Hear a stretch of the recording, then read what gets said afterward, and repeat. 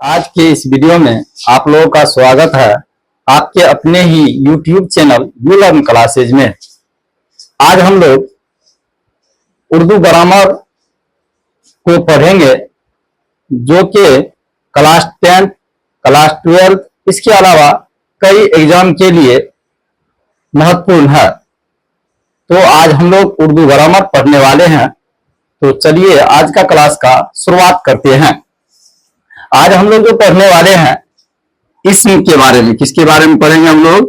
तो इस्म के बारे में हम लोग आज पढ़ने वाले हैं।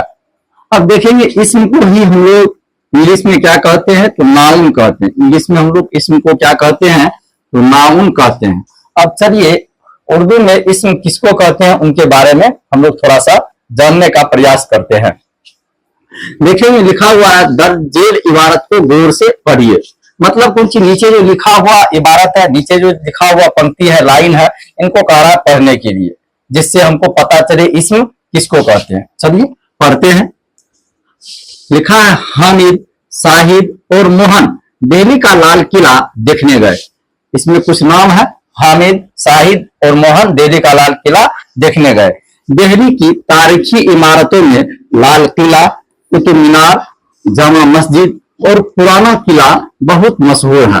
मतलब इसमें बताया गया कि दिल्ली का तारीखी इमारत हो, जिसको हम लोग हिंदी में ऐतिहासिक क्या कहते हैं, ऐतिहासिक नाम से जानते हैं, इन्हीं को उर्दू जबान में तारीखी इमारत कहा जाता है। तो लाल किला, कुतुब मीनार, जामा मस्जिद और पुराना किला क्या है? तो बहुत मशहूर है।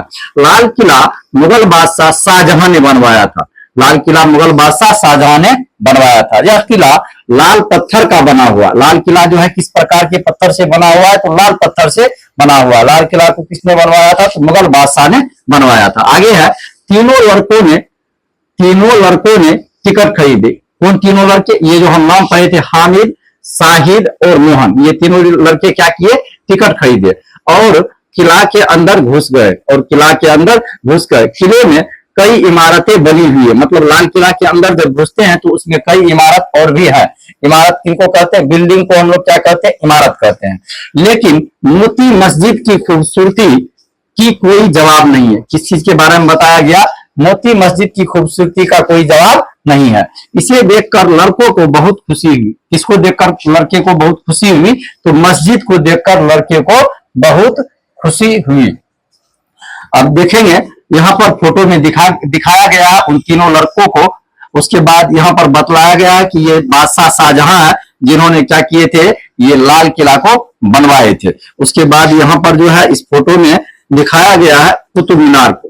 किस चीज को दिखाया गया है? इस फोटो में जो है कुतुब मीनार को दिखलाया गया है। चलिए आगे बढ़ते हैं और क्लियर दिखाई देगा क्या है। तो ये तीनों लड़कों को दिखाया गया कि ये तीनों लड़के जो है मोती लाल किला जा रहे हैं देखने के लिए। उनके बाद शाहजहां जो है, ये शाहजहां मुगल बादशाह के बारे में दिखाया गया। यहाँ कुतुब मीनार का फोटो को दिखाया गया है। चलिए आगे बढ़ते हैं। तथा आपने देखा, इस इबारत के पहले जुमले में 5 नाम आए हैं। मतलब कौन सी? ऊपर के इबारत को जो हम पढ़े तो उसमें 5 नाम आए हैं, हामिद, साहिद, मोहन, अशखास। अशखास यानी शख्स का जमा होता है अशखास। तो मतलब ये सब जो शख्सियत के बारे में, ये सब जो शख्स के बारे में हम पढ़े हैं, ये तीनों नाम। जबकि दिल्ली और लाल किला जगह के नाम है। हामिद, साहिद और मोहन, ये जो हम नाम पढ़े हैं ये किसी शख्स का नाम है। ये क्या है? तो किसी शख्स का नाम है। किसी व्यक्ति को ही हम उर्दू जबान में शख्स कहते हैं। किसी शख्स का नाम है। उर्दू जबान में हम लोग शख्स को क्या कहते हैं? क्या कहते हैं? उर्दू जबान में हम लोग शख्स कहते हैं जिसको हम लोग व्यक्ति के नाम से जानते हैं। आगे है जबकि दिल्ली और लाल किला जगह के नाम है। दिल्ली और लाल किला के किस चीज का नाम है? तो यह जगह के नाम है। इनके अलावा पत्थर और टिकट भी किसी चीज के नाम है। पत्थर और टिकट क्या है? किसी चीज के नाम है। उसके बाद आगे बताया गया है आखिरी जुमले में, मतलब ऊपर जो इबारत हम पढ़े हैं उसके आखिरी जुमले में खुशी एक कैफियत का नाम है। खुशी क्या है? तो एक कैफियत है। तो कुल मिलाकर के हम यहाँ पर क्या क्या देखे? तो ऊपर जो इबारत पढ़े इसमें हम किसी शख्स का नाम पढ़े हैं। उसके बाद किसी जगह का नाम पढ़े हैं, किसी चीज का नाम पढ़े हैं और किसी कैफियत का नाम पढ़े हैं। उसके बाद हम लोग आगे बढ़ते हैं। आगे देखेंगे, आगे लिखा हुआ है कि अब आप समझ गए होंगे कि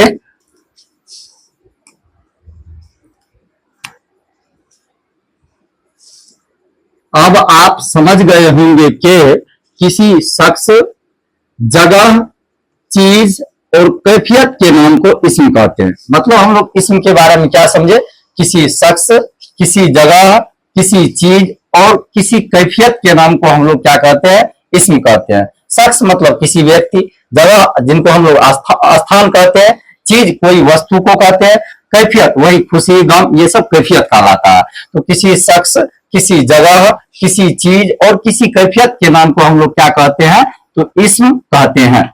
उसके बाद हम लोग आगे, तो हम लोग क्या जाने, किसी शख्स, किसी जगह, किसी चीज और किसी कैफियत के नाम को हम लोग क्या कहते हैं, तो इस्म कहते हैं। क्या कहते हैं, इस्म कहते हैं। उसके बाद हम लोग थोड़ा सा आगे बढ़ते हैं। ऊपर दी हुई इबारत में हामिद, साहिद, मोहन तीनों को लड़कों कहा गया है। तीनों को क्या कहा गया है, तो लड़कों कहा गया है। इसी तरह लाल किला, कुतुब मीनार, जामा मस्जिद और पुराने किला के लिए इमारत का लफ्ज इस्तेमाल किया गया है। क्या क्या चीज के लिए इमारत का लफ्ज इस्तेमाल किया गया है, तो लाल किला, कुतुब मीनार और जामा मस्जिद के लिए किस लफ्ज का इस्तेमाल किया गया है, इमारत लफ्ज का इस्तेमाल किया गया है। उसके बाद हम लोग आगे बढ़ते हैं। आगे है, आप जानते हैं कि लड़का और इमारत ऐसे नाम हैं जो हर लड़के और हर इमारत के लिए इस्तेमाल हो सकते हैं। लड़का और इमारत ऐसे नाम है जो हर लड़के और हर इमारत के लिए इस्तेमाल हो सकते हैं। आगे देखेंगे, आगे हामिद, साहिद, मोहन, लाल किला, मोती मस्जिद, दिल्ली, लड़कों, इमारतों और जगह के खास नाम है। ये सब जितना भी पढ़े हैं किसी न किसी व्यक्ति का खास नाम है या किसी न किसी इमारत का खास नाम है। आगे है हामिद, साहिद या मोहन के, क्या सब है, हामिद, साहिद या मोहन के नाम से किसी और को नहीं पुकारा जा सकता है। इसी तरह हर किला, हर शहर और हर मस्जिद को न तो लाल किला कहा जा सकता है, न मोती मस्जिद, न दिल्ली कहा जा सकता है। मतलब कौन सी, किसी न किसी व्यक्ति का, किसी न किसी इमारत का, हर एक का कुछ न कुछ खास नाम होता है। उसके बाद हम लोग आगे बढ़ते हैं। आगे है, किसी आम शख्स, आम जगह और आम चीज के नाम को इसमें आम कहते हैं। किसी आम शख्स, किसी आम जगह और किसी आम चीज के नाम को क्या कहते हैं, इसमें आम कहते हैं। इसमें आम को और क्या कहते हैं, तो इसमें नकरा भी कहा जाता है। इसमें आम को और हम क्या कहते हैं, तो इसमें नकरा भी कहते हैं। उसके बाद हम लोग आगे बढ़ते हैं। किसी खास शख्स, खास जगह और खास चीज के नाम को इसमें खास कहते हैं।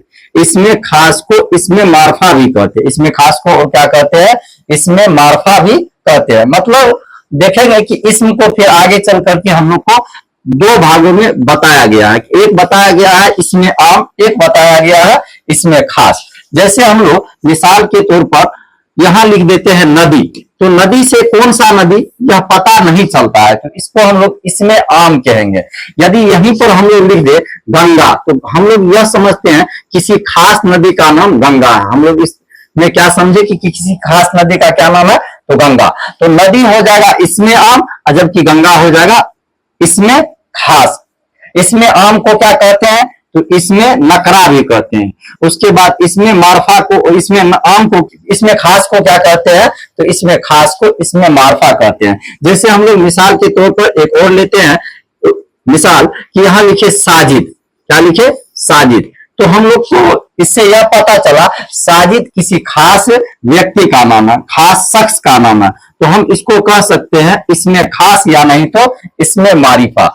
यदि हम यहीं पर लिख दे लड़का, तो लड़का से मुराद होता है कौन सा लड़का, लड़का से सभी लड़के मुराद हो सकता है, सभी लड़का मुराद हो सकता है। तो हम इसको क्या कह सकते हैं, इसमें आम कह सकते हैं। इसको हम लोग क्या कहेंगे, इसमें आम। यदि किसी खास शख्स का नाम हो जाएगा तो यही हो जाएगा इसमें खास, या नहीं तो इसी को कहते हैं इसमें मारिफा। उसके बाद हम लोग आगे बढ़ते हैं। आगे है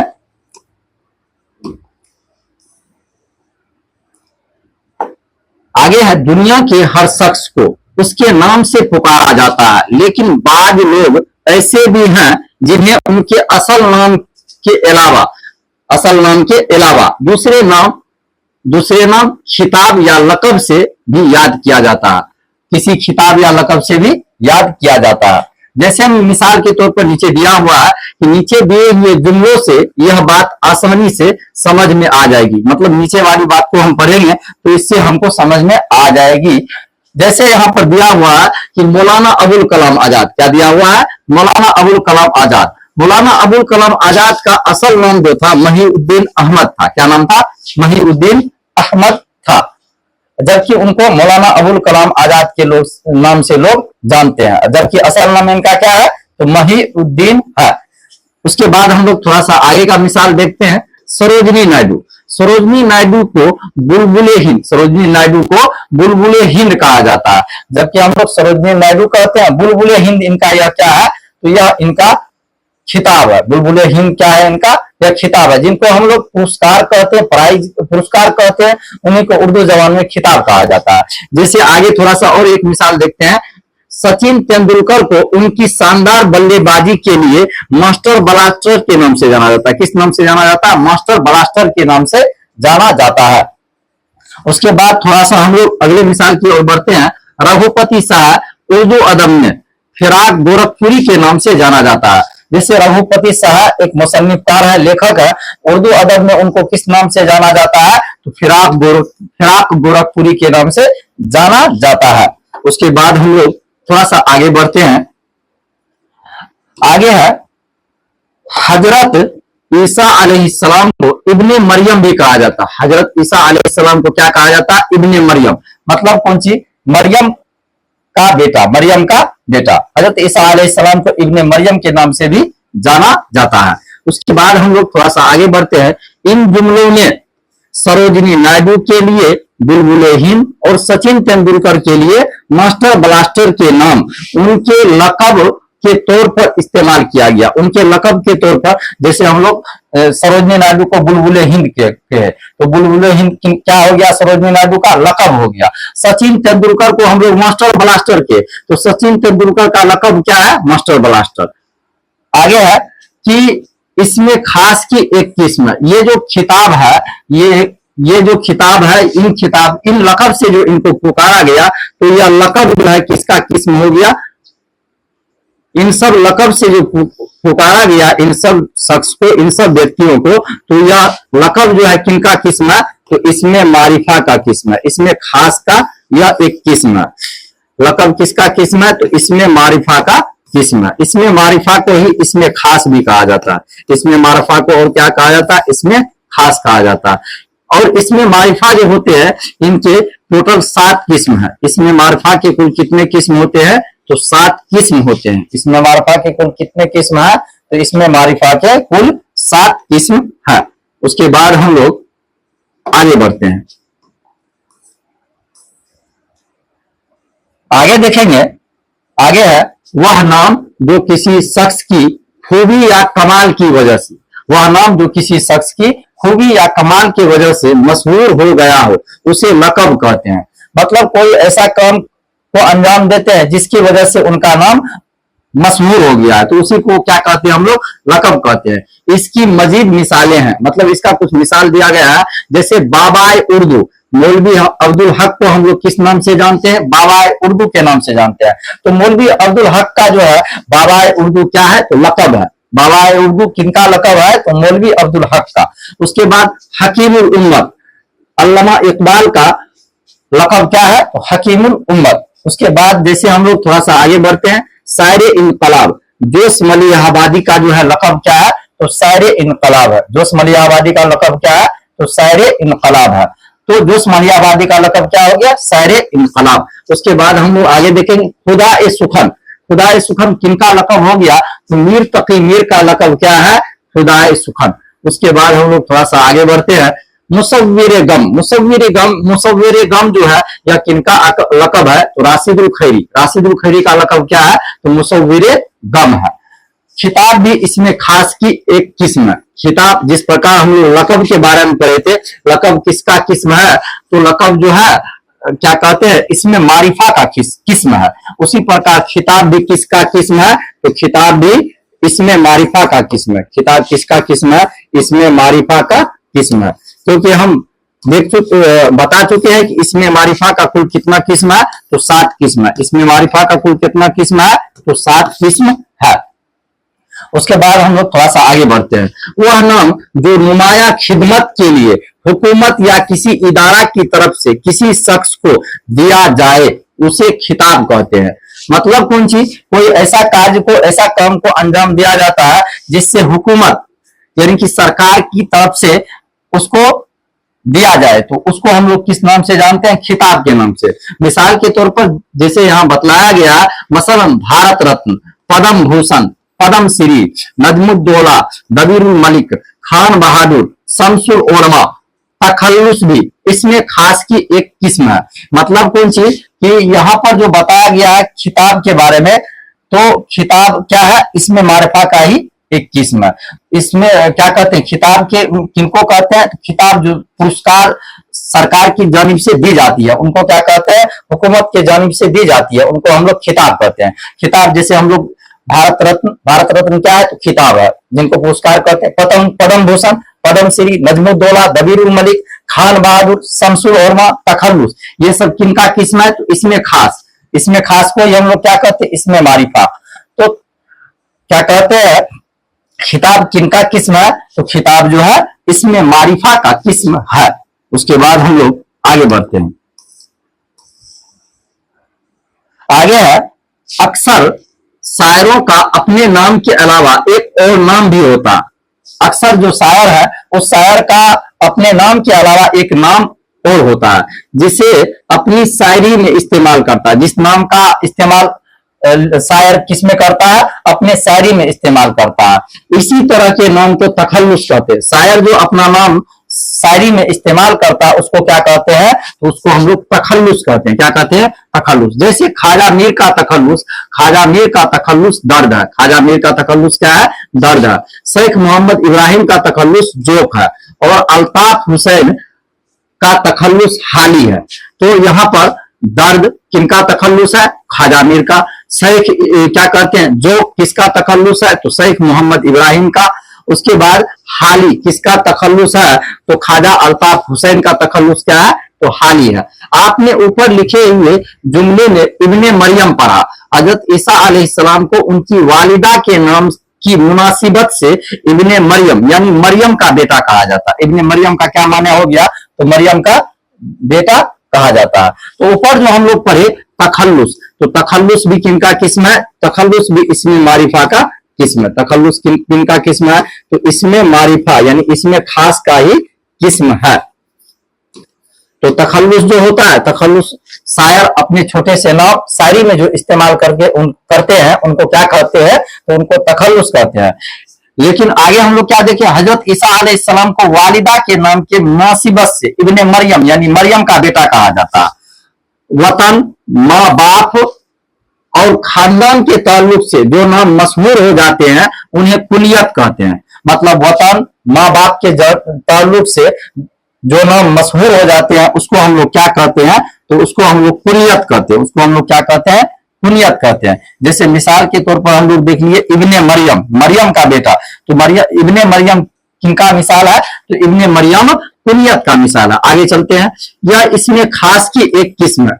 कुनियत भी किसका किस्म है, तो इसमें खास यानी इसमें मारिफा की एक किस्म है। उसके बाद हम लोग आगे चलेंगे।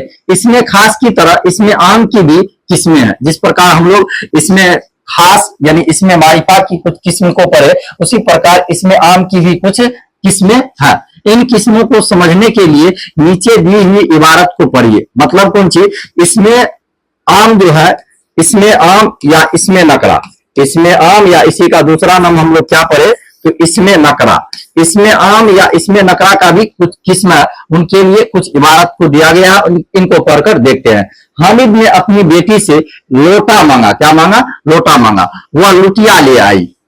दादी ने हामिदा से कहा कि नन्हे के सामने कटोरा, नन्हे के सामने कटोरा, कटोरी और घंटी रख दो, वह खेलता रहेगा। उसके आगे चाकू, कलम और कंघा रखा है, इन चीजों को उठा लो।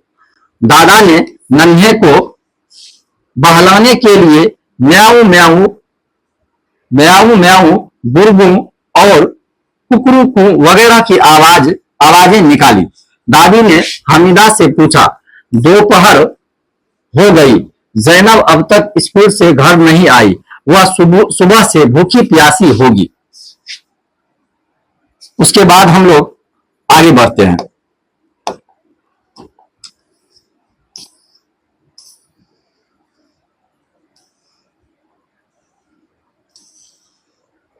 आगे दिया हुआ है कि इस इबारत में आपने कई चीजों के नाम पढ़े, मतलब ऊपर की इबारत में जो हम कई सारे नाम पढ़े, तो आपने कई चीजों के नाम पढ़े, जैसे लोटा लुटिया, कटोरा कटोरी, चाकू कलम, म्याऊ दोपहर, सुबह, स्कूल, घर वगैरह, ये सब जो हम नाम पढ़े, यह सब इसमें आम है। यह जितने भी नाम पढ़े ये सब क्या है, तो इसमें आम है। जैसे लोटा लुटिया, कटोरा कटोरी, चाकू कलम, म्याऊ, उसके बाद है दोपहर, सुबह, स्कूल, घर वगैरह, यह सब क्या है, तो इसमें आम है। इसमें आम, लेकिन ये अपनी खसूसियत के एतबार से इनकी अलग अलग किस्में हैं, मतलब कि इनके खासियत के एतबार से क्या है, तो इनका अलग अलग किस्म है।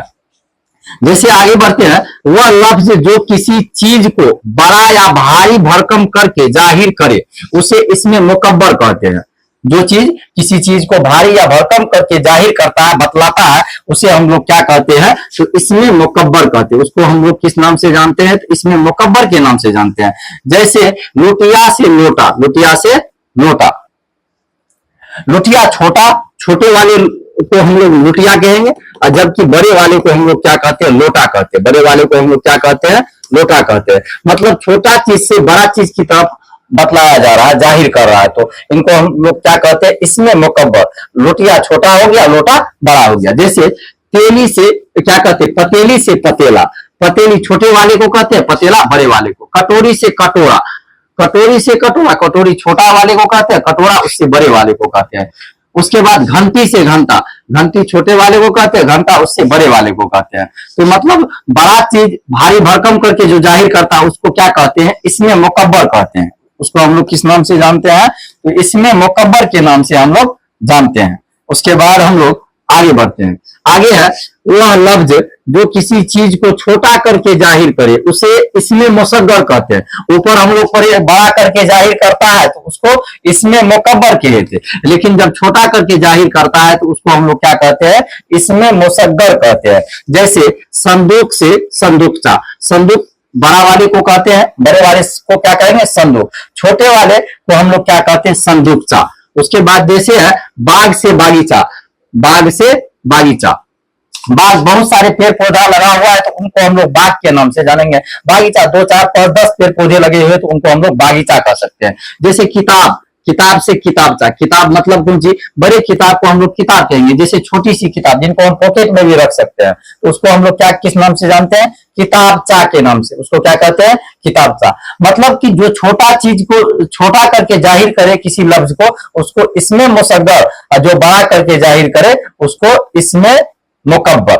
आगे चलते हैं। आगे है, वह लफ्ज जो किसी हथियार, औजार या आला का नाम जाहिर करे उसे इसमें आला कहते हैं। जो किसी हथियार का नाम हो या औजार का नाम हो या आला का नाम हो तो उसको हम लोग क्या कहते हैं, इसमें आला कहते हैं। जैसे चाकू, चाकू क्या है, तो इसमें आला है। अब इसमें आला होता है कौन सी, जिससे हम किसी काम को करते हैं, अंजाम देते हैं, उसी को क्या कहते हैं, इसमें आला कहते हैं। जैसे चाकू क्या है, तो इसमें आला है। चाकू से हम लोग किसी चीज को काटने का काम अंजाम देते हैं, चाकू हो गया, इसमें आला। कलम से हम लोग लिखने का काम को अंजाम देते हैं, इसमें आला। तलवार, इसमें आला। उसके बाद हम लोग आगे देखेंगे, आगे है पेचकस, पेचकस से भी हम किसी काम को अंजाम देते हैं, ये भी क्या हो गया, इसमें आला। उसके बाद हथौड़ा, हथौड़ा क्या हो गया, तो इसमें आला। उसके बाद है कौन सी, छेनी, छेनी भी क्या हो गया, इसमें आला। और कंधा, ये क्या है, तो इसमें आला है। तो किसी औजार के नाम को, किसी हथियार के नाम को हम लोग क्या कहते हैं, इसमें आला कहते हैं। इसमें आला से हम लोग क्या करते हैं, किसी काम को अंजाम देते हैं। उसके बाद हम लोग आगे बढ़ते हैं। आगे देखेंगे, आगे है, वह लफ्ज जो किसी जानदार या बेजान अशिया की मखसूस आवाजों को जाहिर करे उसे इसमें सोच कहते हैं। मतलब इसमें यह बताया गया कि वह लफ्ज जो किसी चीज के आवाज को बतलाता है, किसी चीज के आवाज को, किसी खास आवाज को बतलाते हैं, जाहिर करते हैं, उसको हम लोग क्या कहते हैं, इसमें सोच। उसे हम लोग क्या कहते हैं, इसमें सोच कहते हैं। जैसे हम लोग जानते हैं म्याऊ म्याऊ, म्याऊ म्याऊ किनकी आवाज है, तो खास जानवर की आवाज है। जैसे बिल्ली की आवाज को हम लोग क्या कहते हैं, तो म्याऊ म्याऊ। तो म्याऊ म्याऊ क्या कहलाएगा, इसमें सोच। जैसे कुकरू क्या है, तो इसमें सोच। टर टर मेढक की आवाज, तो ये क्या है, इसमें सोच। जैसे है गुरगु, ये क्या है, तो इसमें सोच। चू चू इस क्या कहलाएगा, तो इसमें सोच। खट खट खट ये क्या है, तो इसमें सोच। छन छन तो ये क्या है, इसमें सोच। तो किसी आवाज को, किसी साउंड को हम लोग क्या कहते हैं, तो इसमें सोच कहते हैं। उसके बाद हम लोग आगे बढ़ते हैं। वह लफ्ज जो किसी जगह या वक्त के नाम को जाहिर करे उसे इसमें जर्फ कहते हैं। इसमें जर्फ किसको कहते हैं, वह लफ्ज जो किसी जगह को बतलाता है या किसी वक्त को बतलाता है उसको हम लोग क्या कहते हैं, तो इसमें जर्फ कहते हैं। जैसे घर, तो घर किसी जगह को बतलाता है, तो घर क्या है, तो इसमें जर्फ। कुतुब खाना जिसको लाइब्रेरी कहते हैं, तो ये क्या है, तो इसमें जर्फ है। चौराहा क्या है, इसमें जर्फ है। स्कूल क्या है, इसमें जर्फ। सुबह दोपहर शाम, तो ये जितने भी मिसाल पड़े ये टोटल क्या है, तो किसी न किसी जगह को बतला रहा है या किसी न किसी वक्त को बतला रहा है, तो इनको हम लोग क्या कहेंगे, इसमें जर्फ कहेंगे। उसके बाद हम लोग आगे देखेंगे, वह लफ्ज जिससे किसी मकाम का इल्म हो, वह लफ्ज जिससे किसी मकाम का इल्म हो उसे इसमें जर्फे मकाम कहते हैं। जिससे किसी मकाम का इल्म हो, मकाम यानी किसी जगह के बारे में जानकारी प्राप्त हो, किसी जगह के बारे में जिस लफ्ज से हमको जानकारी प्राप्त होते हैं उसे इसमें जर्फे मकाम कहते हैं। उसे क्या कहते हैं, जर्फे मकाम। जैसे ईदगाह, स्कूल, कुतुब खाना, ये जो मिसाल है ये किस चीज को बता रहा है, किसी न किसी जगह को बतला रहा है। तो किसी न किसी मकाम यानी जगह को जो बतलाता है उसको कहते हैं जर्फे मकाम। मतलब कौन सी, ये जो हम लोग इसमें जर्फ पढ़े थे, इसमें जर्फ के दो भाग है। इसमें जर्फ जो है इनके कुल दो किस्म है, एक होता है जर्फे मका, दूसरा होता है जर्फे जमा। जर्फे मका में जगह को बतलाया जाता है, आगे जर्फे मकाम जमा में क्या बतलाया जाता है, वह लफ्ज जिससे वक्त का पता लगे उसे इसमें जर्फ कहते हैं। मतलब जिससे वक्त का पता चलता है उसको जर्फे जमा कहते हैं। जमा यानी जमाना से निकला है जमा, तो मतलब जो जमाना को बतलाता है उनको हम लोग इसमें जर्फ कहते हैं। जो मकाम यानी जगह को बतलाता है उसको हम लोग क्या कहते हैं, तो इसमें जर्फ कहते हैं। जो जमाना को बतलाता है उसको हम लोग क्या कहते हैं, तो जर्फे जमा कहते हैं। जैसे सुबह दोपहर कल परसों, ये सब क्या है, वक्त को बतला रहा है। तो ये हो गया जर्फे जमा, वो हो गया जर्फे मका। तो हम लोग इसमें जर्फ का जो है दो किस्म पढ़े। दो किस्म में क्या पढ़े, एक होता है जर्फे मका। जर्फे मका जो है यह क्या करते हैं, तो जर्फे मका जो है यह किसी जगह को बतलाते हैं। इसमें क्या कहते हैं, जर्फे मका किसी जगह को बतलाते हैं। दूसरा जो हम लोग पढ़े जर्फे जमा, क्या पढ़े, जर्फे जमा। जर्फे जमा जो है यह किस चीज को बतलाते हैं, तो जर्फे जमा जो है यह किसी न किसी वक्त को बतलाते हैं। या किस चीज को बतलाते हैं, तो वक्त को बतलाते हैं। जगह को बतलाते हैं जर्फे मका, वक्त को बतलाते हैं जर्फे जमा।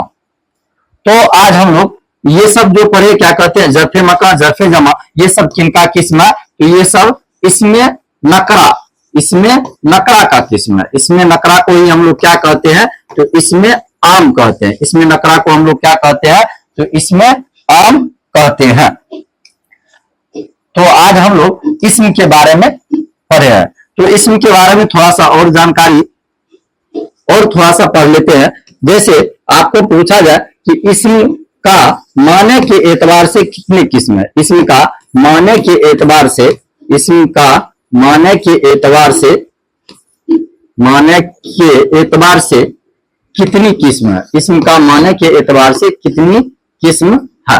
तो माने के एतबार से इसम का कितना किस्म है, तो माने के एतबार से इसम का दो किस्म होता है। माने के एतबार से इसम का कितना किस्म होता है, तो इसम का दो किस्म होता है। इसी प्रकार बनावट के एतबार से, बनावट के एतबार से इसम का कितना किस्म होता है, तो बनावट के एतबार से इसम का तीन किस्म होता है। बनावट के एतबार से इसम का कितना किस्म होता है, तो बनावट के एतबार से इसम का तीन किस्म होता है। बनावट के एतबार से इसम का तीन किस्म होता है। तो आज हम लोग इसम के बारे में जाने, इसम के बारे में ही हम लोग क्या जाने, इसम में जाने, इसमें मारिफा क्या जाने, इसमें मारिफा, इसम का किस्म में, और हम लोग क्या करें हैं, इसमें मारिफा, इसमें मारिफा के बारे में ही हम लोग करें। इसी को कहा जाता है इसमें आम, इसमें मारिफा या इसमें आम, इसमें मारिफा या इसमें मारिफा या इसमें खास, मारिफा या नहीं तो इसमें खास। इसमें मारिफा या इसमें खास में क्या होता है, किसी खास शख्स के बारे में, किसी खास चीज के बारे में हम लोग क्या करते हैं, इसमें पढ़ते हैं, किसी खास शख्स के बारे में, किसी खास शख्स को, किसी खास चीज के नाम को हम लोग क्या करते हैं, इसमें मारिफा। और इसमें मारिफा का कुल कितना किस्म, तो इसमें मारिफा का कुल 7 किस्म होता है। उसके बाद हम लोग करें इसमें नकरा के बारे में, किसके बारे में, तो इसमें नकरा के बारे में। इसमें नकरा को ही इसमें आम कहा जाता है, इसमें नकरा को ही क्या कहा जाता है, इसमें आम कहा जाता है। इसमें आम का कुल कितना किस्म होता है, तो इसमें आम का जो है इस 5 किस्म होता है। इसमें आम का कुल कितना किस्म होता है, तो 5 किस्म होता है। तो आज के क्लास में हम लोग इसम के बारे में पढ़े हैं, इसमें मारिफा के बारे में पढ़े हैं, उसके बाद इसमें नकरा के बारे में पढ़े हैं। और इसम का माने के एतबार से कितना किस्म याद रखेंगे, तो 2 किस्म। इसम का बनावट के एतबार से कितना किस्म याद रखेंगे, तो 3 किस्म। तो आज के क्लास में इतना ही रहने देते हैं, फिर हम लोग अगले टॉपिक को नेक्स्ट वीडियो में पढ़ेंगे।